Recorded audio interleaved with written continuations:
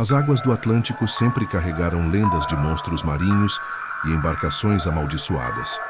Mas nada se compara ao relato de pescadores que, em noites de mar revolto, juram ter visto um navio antigo emergindo da névoa como um fantasma, com velas rasgadas e mastros rangendo contra o vento.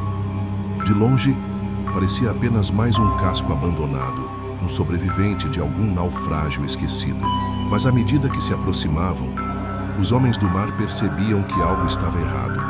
Não havia movimento humano, apenas cordas balançando suavemente, revelando corpos suspensos, pendurados como marionetes deformadas, oscilando ao sabor da brisa salgada.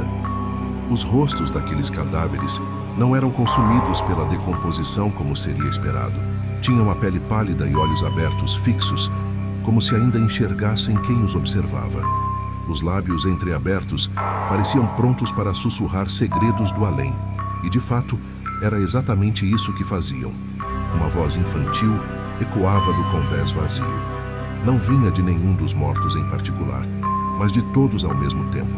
Palavras suaves, doces, que imploravam: venha brincar conosco, suba agora, precisamos de você.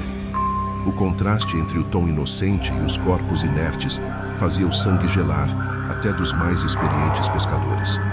Muitos tentavam recuar, mas a embarcação tinha um poder estranho, como se as ondas fossem atraídas por sua presença. O mar ao redor deixava de obedecer ao vento, empurrando os barcos para mais perto daquele convés condenado. Resistir parecia impossível, e os olhos mortos observavam cada movimento, pacientes, esperançosos.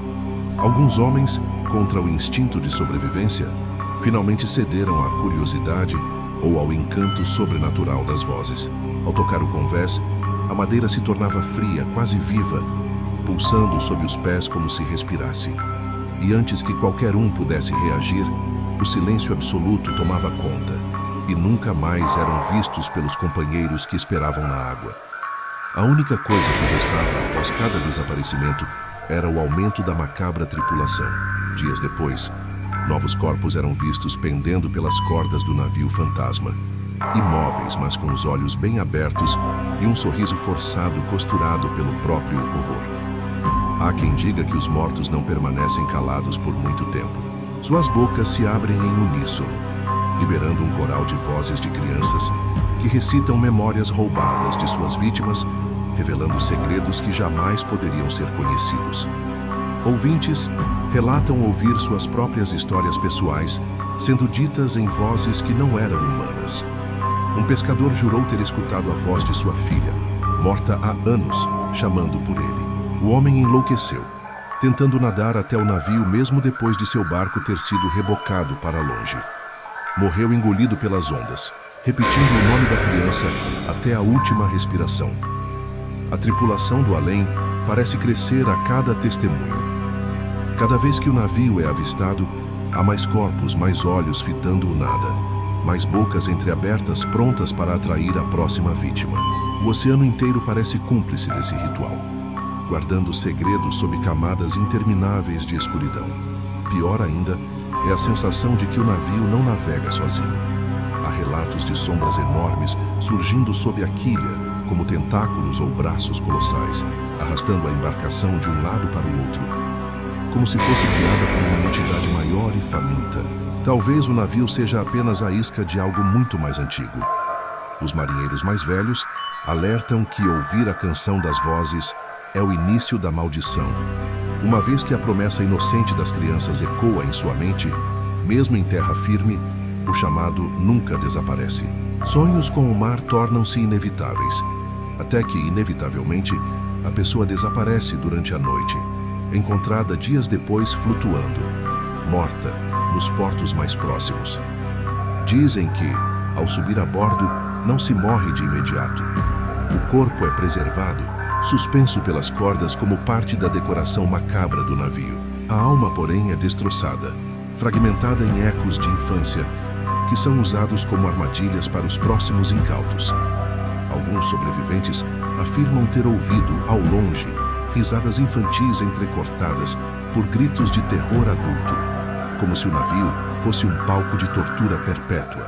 Aqueles que se aproximam demais não voltam, mas os que observam de longe juram ter visto sombras correndo no convés, como crianças brincando em meio aos cadáveres. O tempo parece não ter poder sobre o navio. Ele surge tanto em noites de tempestade quanto em mares calmos, sempre cercado por uma névoa espessa que nunca se dissipa. Alguns estudiosos afirmam que poderia ser um eco de um naufrágio antigo, talvez uma embarcação de escravos ou um navio de guerra que carregava inocentes em seu porão. Mas nenhuma explicação científica sobrevive ao primeiro relato direto.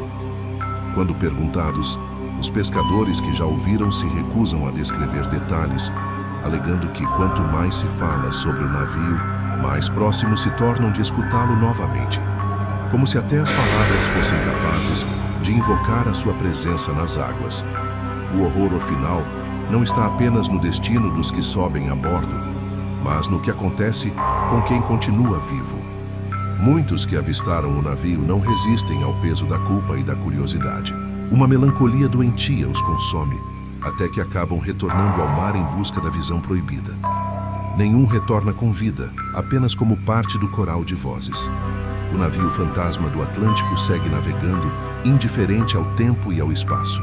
Ele não precisa de ventos nem de correntes, apenas de novos olhos, novas almas e novas vozes para alimentar sua maldição. Sua tripulação cresce e os corpos continuam a balançar ao som do vento, esperando pelo próximo que ousar se aproximar. E se algum dia, no silêncio da madrugada, você ouvir vozes infantis chamando pelo seu nome em alto mar, não olhe para trás, não responda e, acima de tudo, nunca tente ver de onde elas vêm, porque quem pisa naquele convés não retorna. Apenas navega para sempre, preso entre cordas, cadáveres e ecos de risadas que nunca deveriam ter existido.